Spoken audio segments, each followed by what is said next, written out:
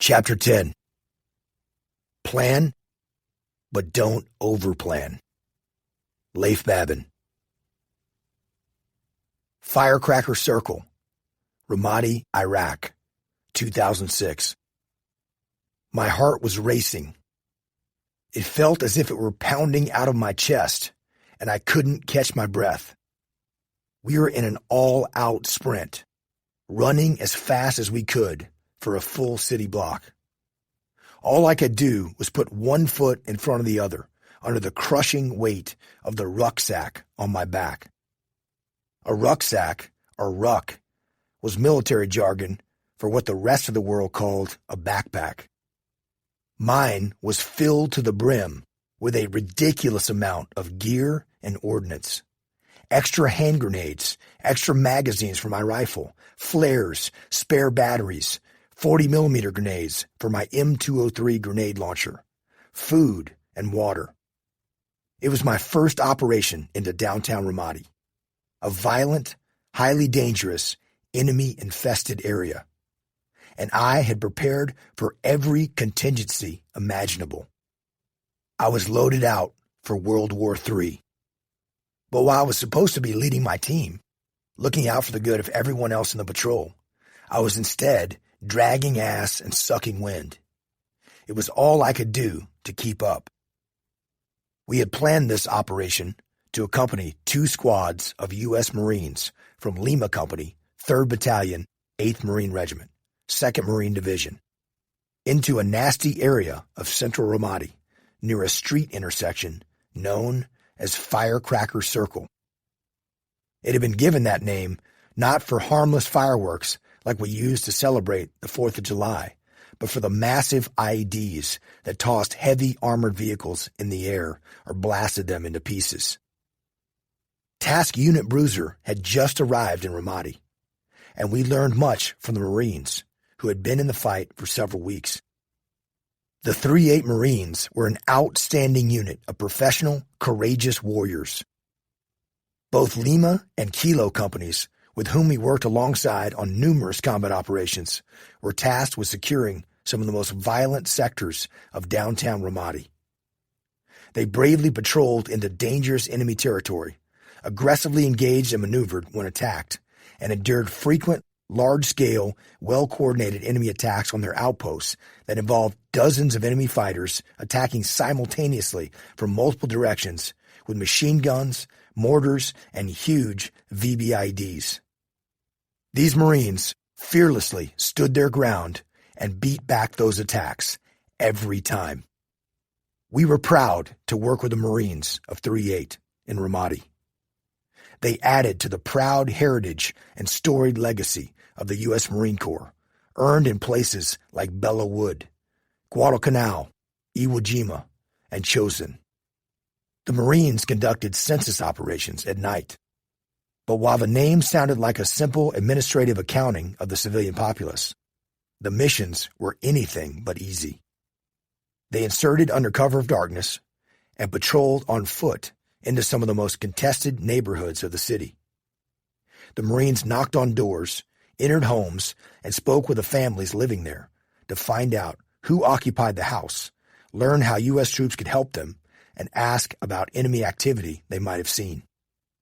Before sunrise, the Marine squads would occupy buildings and set up sniper overwatch positions, remaining there through the hours of daylight.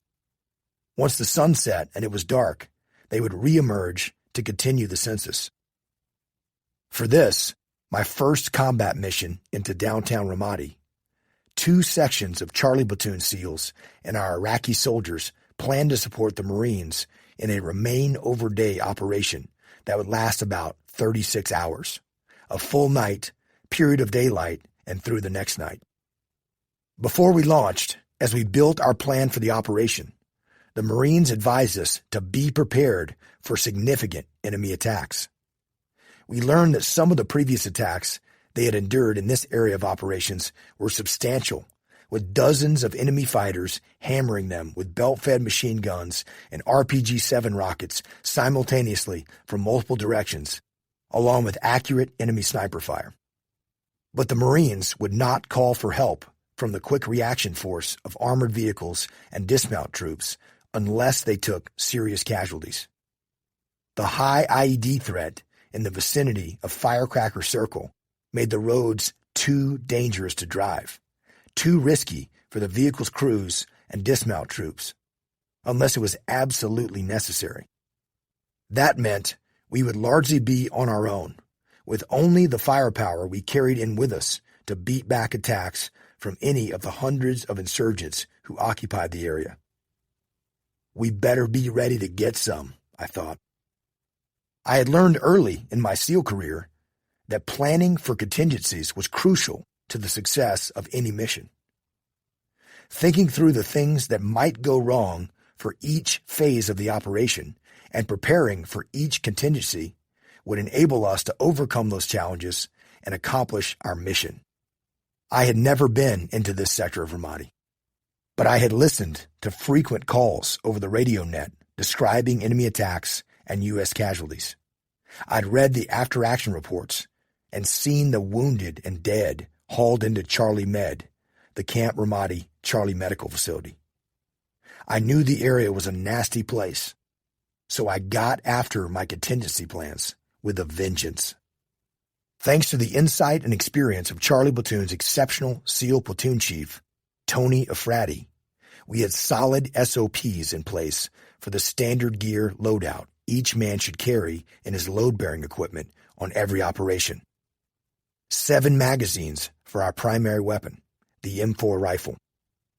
3 pistol magazines. 1 personal radio, antenna, and extra battery.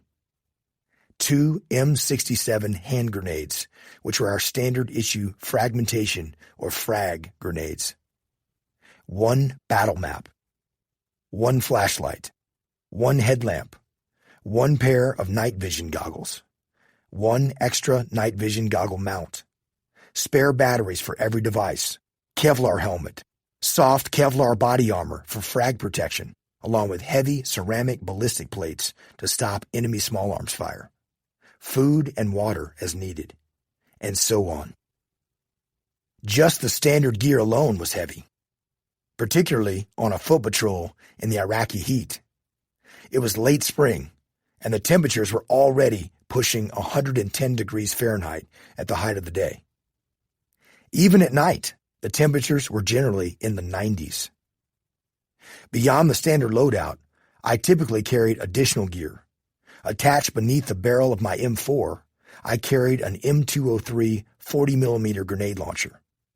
I carried a grenade in the chamber and 6 additional 40mm high-explosive grenades in my load-bearing equipment.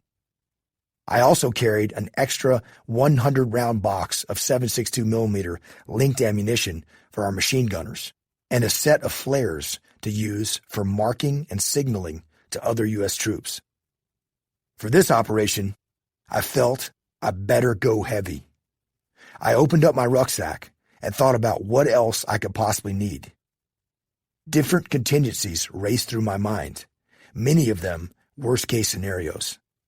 What if we were under sustained attack for hours and start to run low on ammunition? I thought.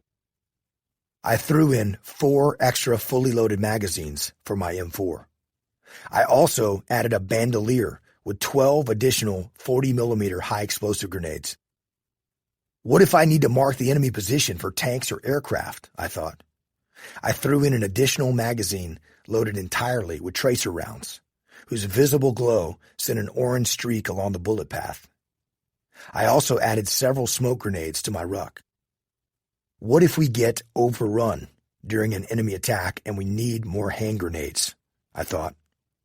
I added 3 more M67 frag grenades to my ruck. What if somebody else needs some? I added 2 more frag grenades. What if my radio goes down or I burn through my extra battery? I put an extra radio in my ruck and 2 more spare batteries. Even if I didn't need them during the operation, perhaps someone else in our squad could use them. Next, I needed to load out my water and food. We expected to be gone for about 36 hours. What if the operation gets extended to 48 or even 72 hours? I thought. I didn't want to run out of water, especially in the Iraqi heat. We carried our water in 1.5-liter plastic bottles. I had needed 5 to 7 bottles on previous operations, but just in case we got extended, I increased that to 12 bottles.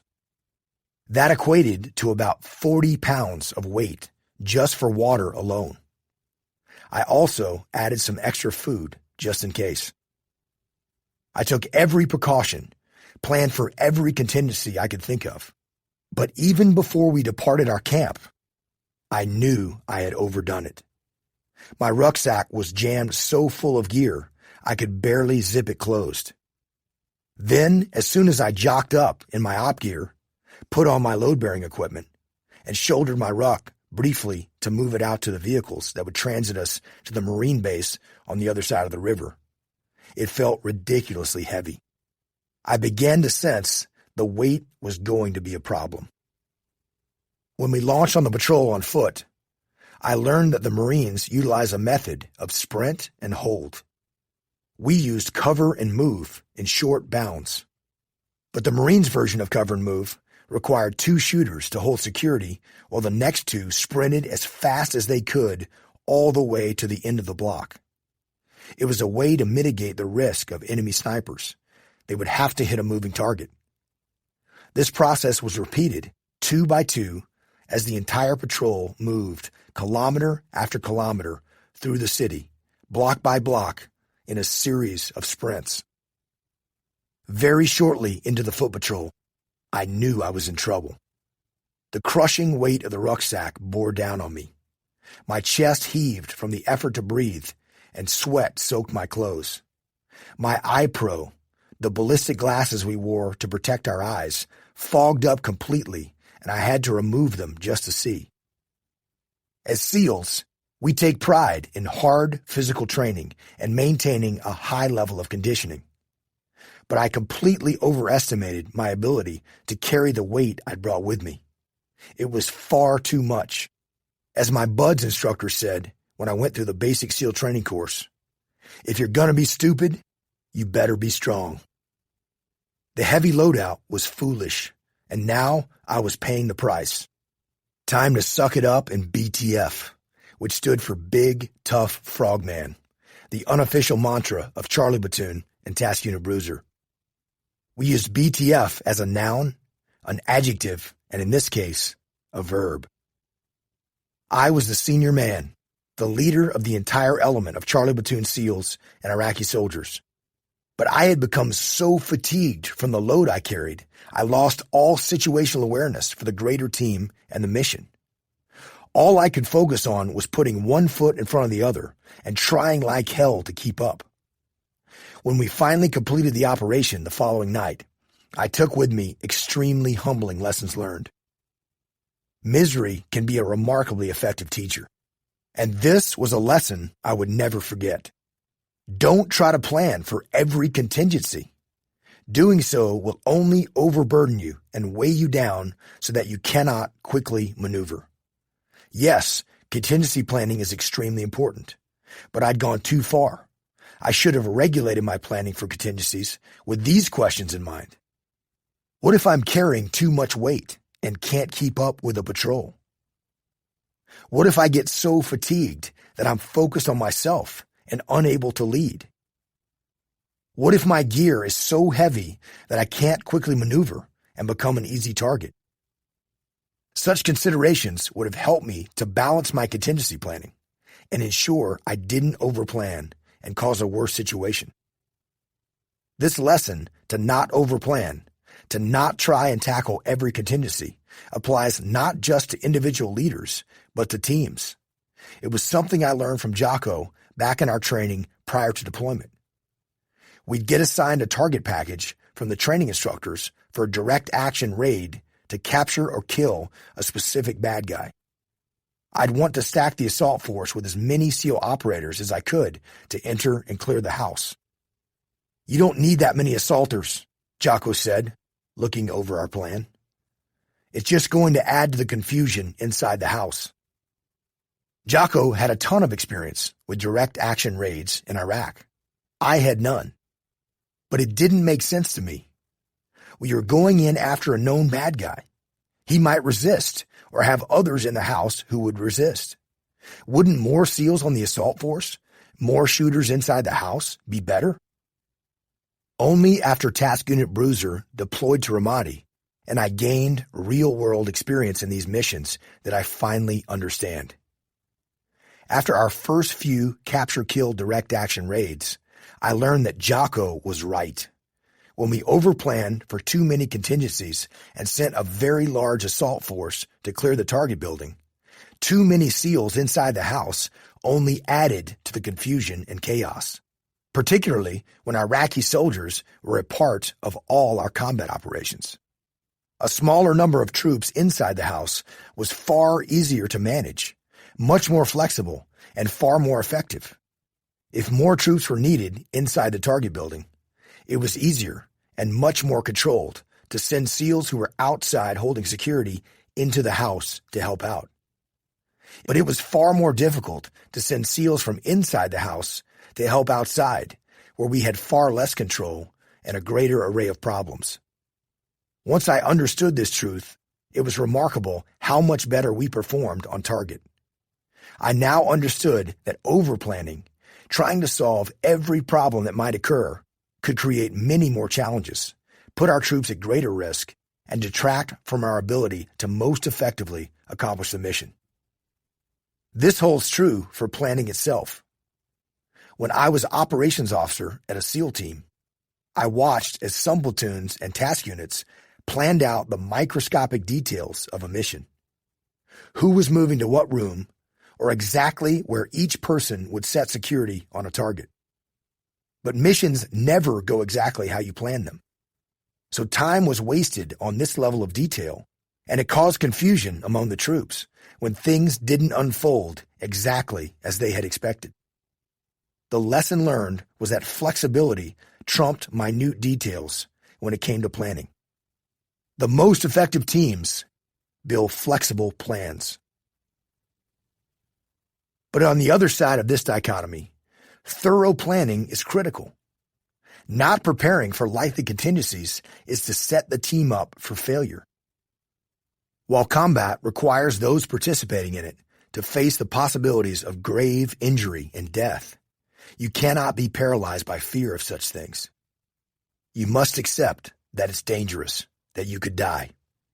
But a little bit of fear, the nervousness felt before launching on a big combat mission, the constant thinking through of contingencies and wondering what might have been missed, is healthy to help fight complacency and prevent overconfidence.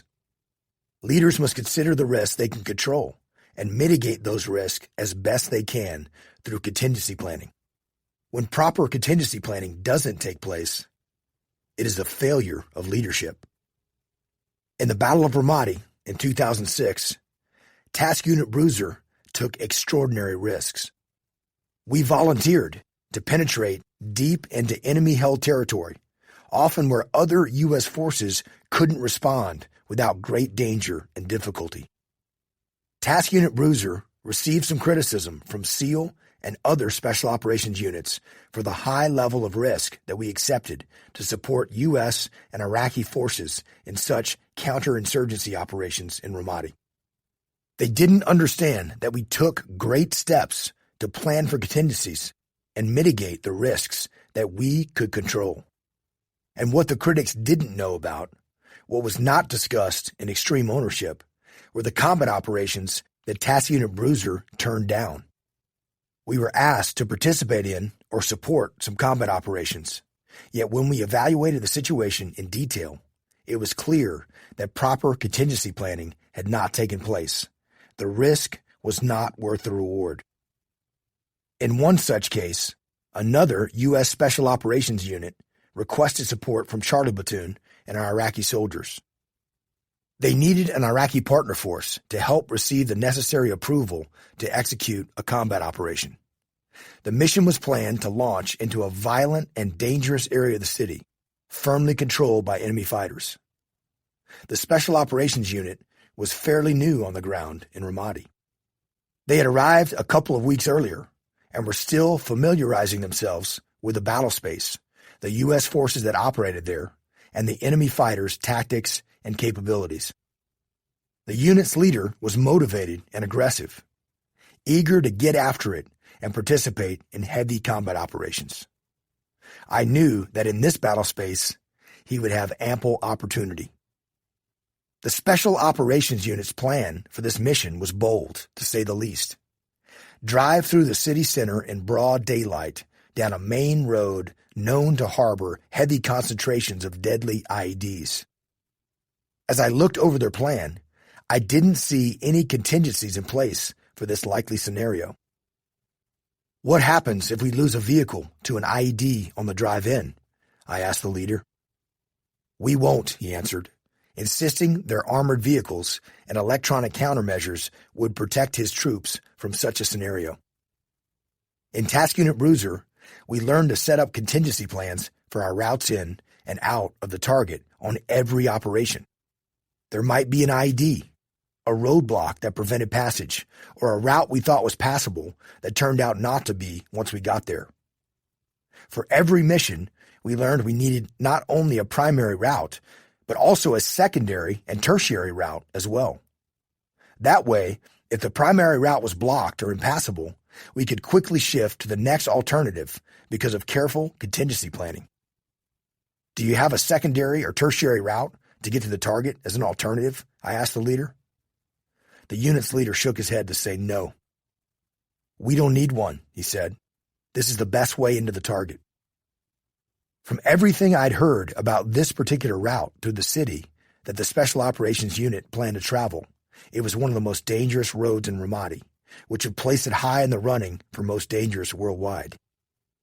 We've been told by other U.S. units that had been operating in the area for months in no uncertain terms, don't drive on this road, or you will get blown up. Yet, the Special Operations Unit did not have a contingency plan for alternative routes. I recommended to the leader that they look at alternative routes, but my input was dismissed. If one of their vehicles hit an IED, even if it didn't kill or wound any of our troops, it would prevent us from hitting the target, significantly degrading the probability of mission success. Additionally, an IED strike was not the only concern. Once an IED immobilized a vehicle, the enemy could engage with small arms and rocket fire to further devastate a patrol, now pinned down and unable to leave the vehicle or its occupants. These were all likely contingencies for which there should have been a solid plan.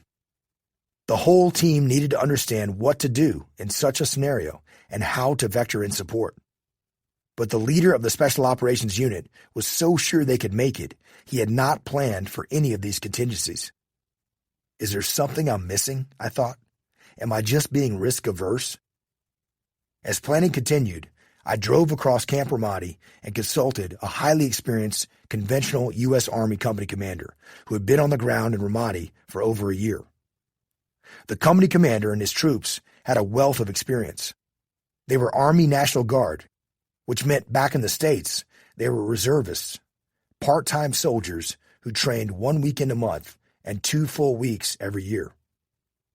In the civilian world, they were carpenters, salesmen, school teachers, store managers, and business owners. But having been on the ground in the most violent battlefield of Iraq for 15 months, they had been transformed into hardened combat warriors. We trusted their experience and leaned on them for guidance. I knocked on the company commander's door. He welcomed me and ushered me in. Over the map, I talked through the Special Operations Unit's proposed plan, pointed out the intended route, specified the target buildings, and asked for his opinion. He just shook his head and remarked, "You won't make it halfway down that road before you hit an IED. You will never reach the target." I didn't have a good feeling about this one, I said, appreciating his candid feedback. "Leif," he continued, in brutal honesty, "if I wanted to get a bunch of my guys wounded or killed, this plan is exactly what I would do." There it was. My suspicions were confirmed. I knew this company commander was a bold leader. He was aggressive and well-respected. I knew that he would not and did not shy away from danger or risk.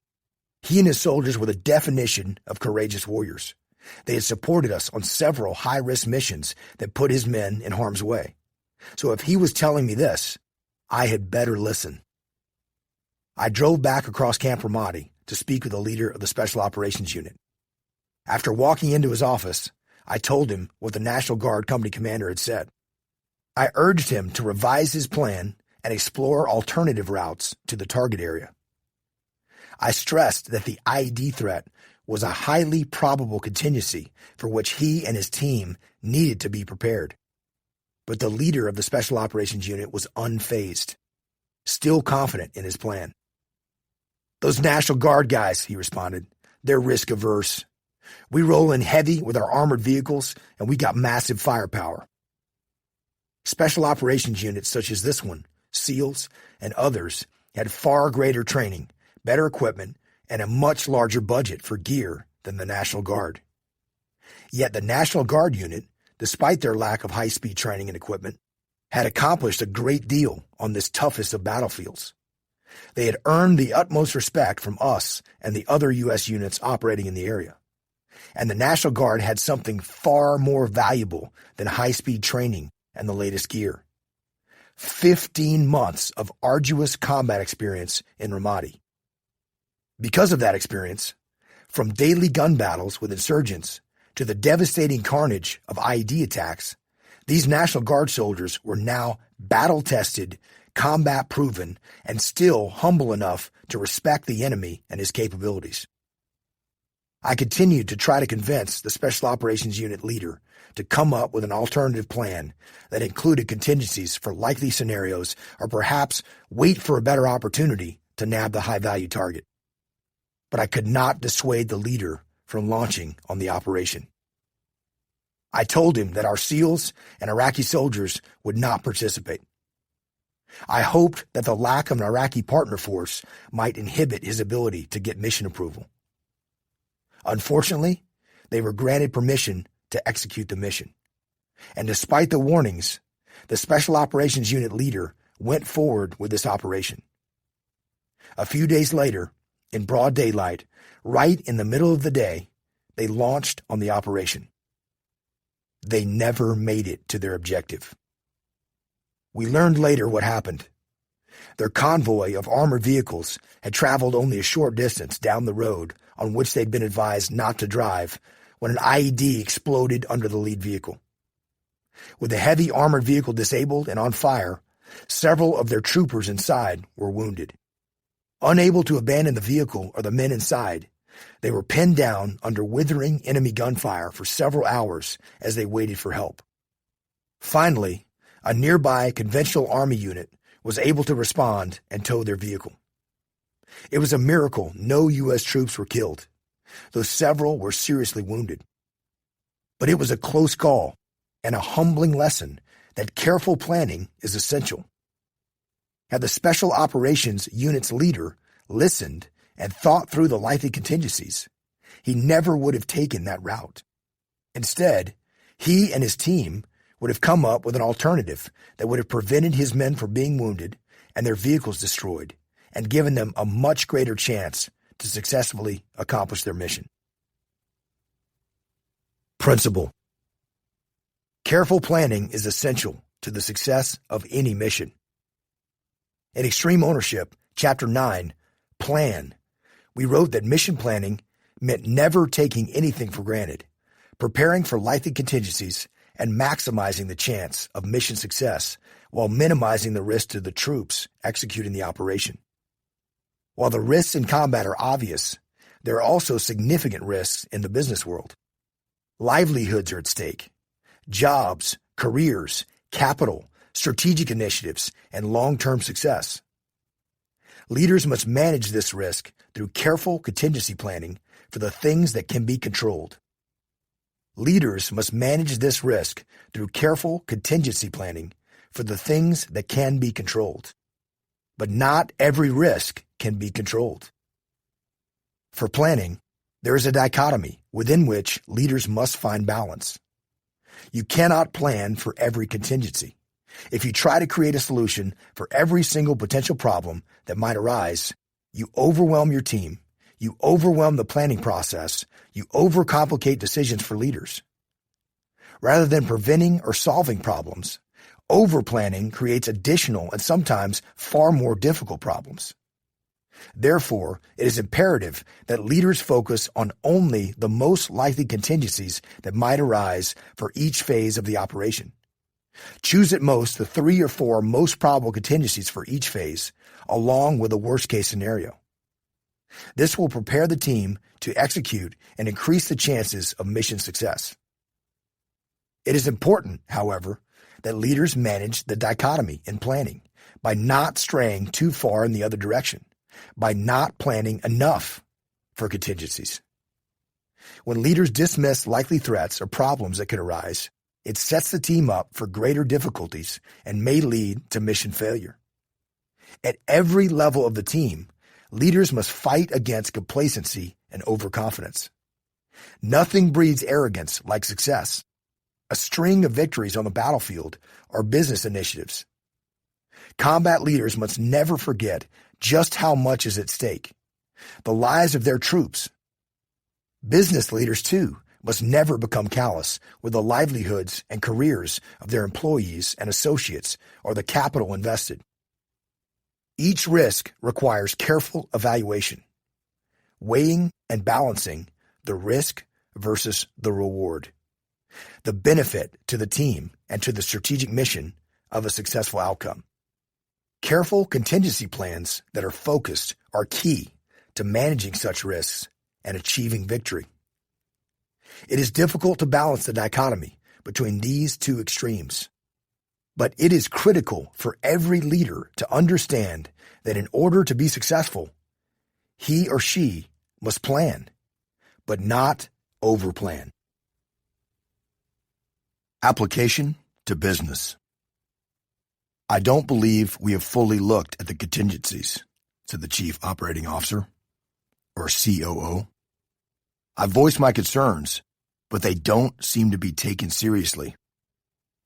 Jocko and I sat in the COO's office.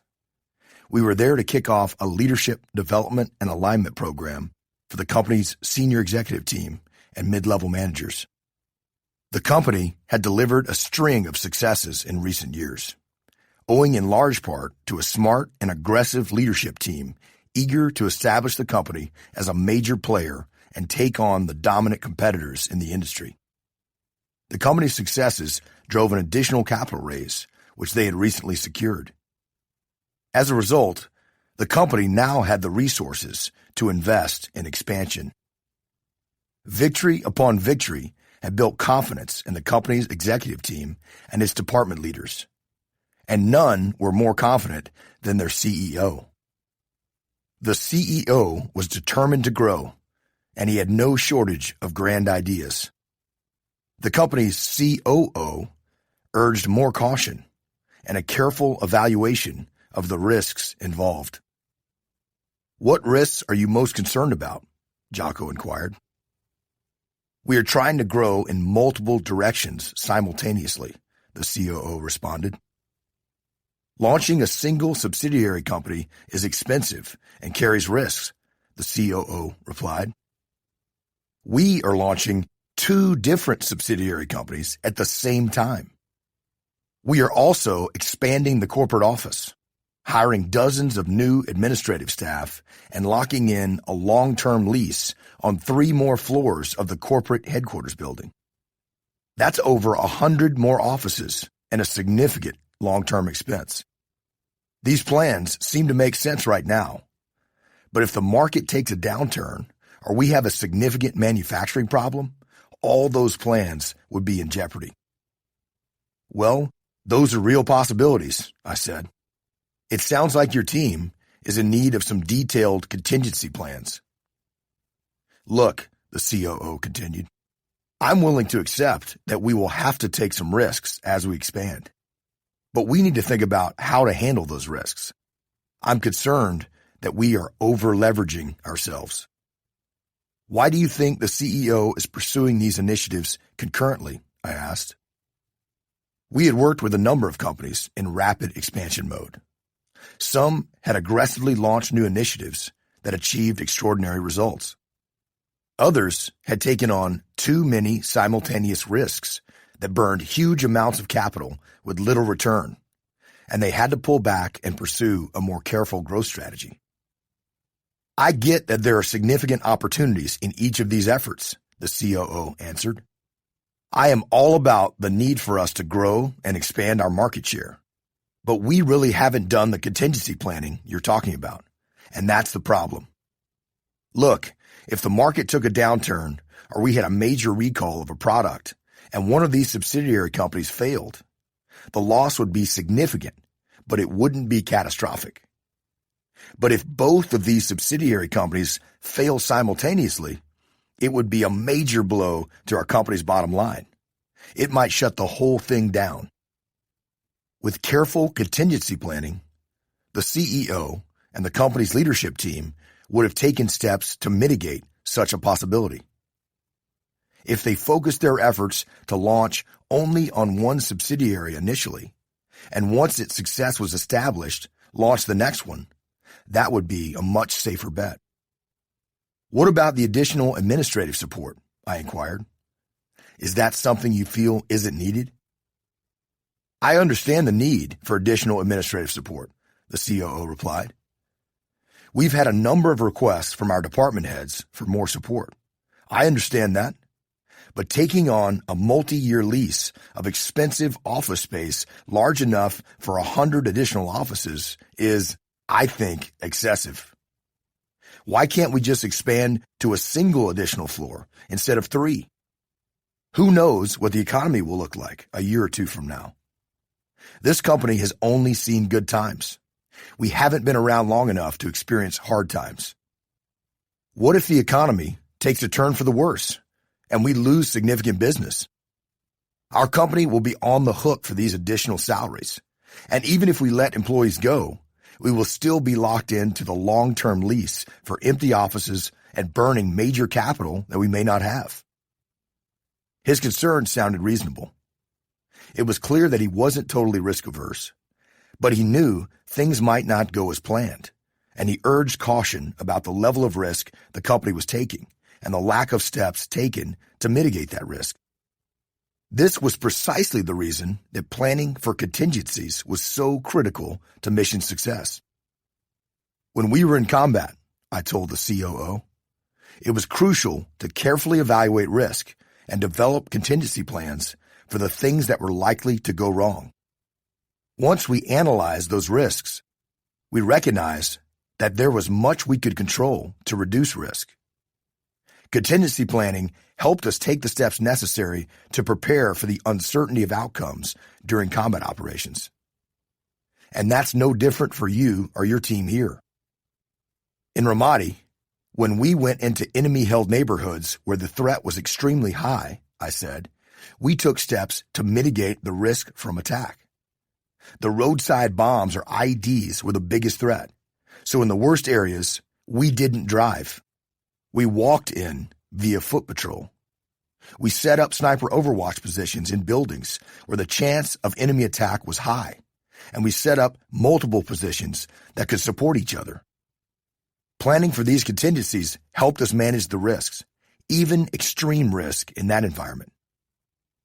Jocko added, you might think that in the SEAL teams, we are all big, tough frogmen who run to the sound of gunfire no matter what. And for many situations, that is exactly what we did. We have to show courage under fire and be willing to risk our lives. But we can't be foolish. We can't take needless risk that prevents us from accomplishing our strategic mission and endangers our troops, Jocko continued. As leaders, we have to do that smartly by mitigating the risks we can control. Careful evaluation of the risk enables us to develop contingency plans so we can execute in the most effective manner to accomplish the mission with the least amount of risk to our troops. Jocko explained to the COO that in training, we put SEAL leaders to the test to humble them and hopefully prevent them from having to learn such lessons in combat when real lives were at stake. We utilize a kill house to practice maneuvering through hallways, entering doors, clearing rooms. We often conducted such training using simulated fire with paintball or simunition rounds against role players, SEAL instructors, or volunteers acting as the bad guys or opposing force, Jocko said. Jocko described how many of the scenarios were designed to lure the SEAL unit into a dire situation, where the leader must step back and analyze the risk. In one such scenario, Jocko said, our SEAL instructor staff would place a bunkered enemy machine gun position covering a long hallway, where the role players, simulating bad guys, could engage the SEAL platoon from a protected position from which they couldn't be easily hit by the SEAL assault force trying to clear the building. The SEAL leader would send 2 shooters forward, down the hallway toward the enemy fire. The 2 SEALs would encounter devastating fire, the sting from dozens of paint rounds hitting their bodies at high speed. The instructor staff would put them down. They'd be told to lie on the floor of the hallway, simulating that they'd been killed. The SEAL leader would usually send 2 more of his SEAL shooters forward. The results from attacking a hardened position would inevitably be the same. 2 more SEALs killed. Then the SEAL leader would send 2 more shooters until the hallway was littered with dead. Thankfully, only simulated dead.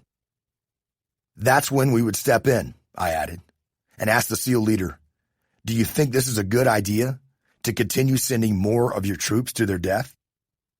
When the leader responded in the negative, I explained that charging forward into enemy gunfire was courageous, but foolhardy. It would only result in the destruction of his entire force. And worse, they were no closer to accomplishing the mission of eliminating the threat and clearing the house. I instructed him to contingency plan, to think of another way to attack the problem. Can you send 2 of your SEAL shooters outside the building and attack from a different direction? Is there another entrance, a window, or a doorway where we can attack the enemy from behind? I would ask. We watched the light bulb go off in that SEAL leader's head as he realized that not only could he do this, but he absolutely must do this if he was to succeed as a leader, said Jocko. It is a leader's duty to mitigate the risk you can control. I struggle with these same problems in the same type of difficult training scenarios, I told the COO. In the moment, it was difficult to see what needed to be done. But when I recognized this, I realized that we could perform much better if we took the time to develop careful contingency plans. If, before we even launched on the operation, I thought about how we might best react to a likely scenario, I could more easily make that decision when I encountered it. Even better, if I briefed the team on what to do in the event we encountered such a scenario, they were ready to execute, and the team could do so even without immediate direction. But best of all, Jocko added, when SEAL leaders thought through a likely contingency, like a bunkered enemy machine gun position in the house, and carefully planned how to handle that situation, they came up with alternative ways to get the mission accomplished while reducing the risk to the SEAL assault force. This meant they might enter the building from a direction that the enemy role players hadn't anticipated and catch them off guard. When this happened, the SEAL platoon decimated the enemy fighters, accomplished the mission, and didn't lose a single man. That's where you need to be, I said. All business ventures will inherently carry some element of risk. Thorough planning, understanding, and creating action plans for your likely contingencies will help you mitigate that risk.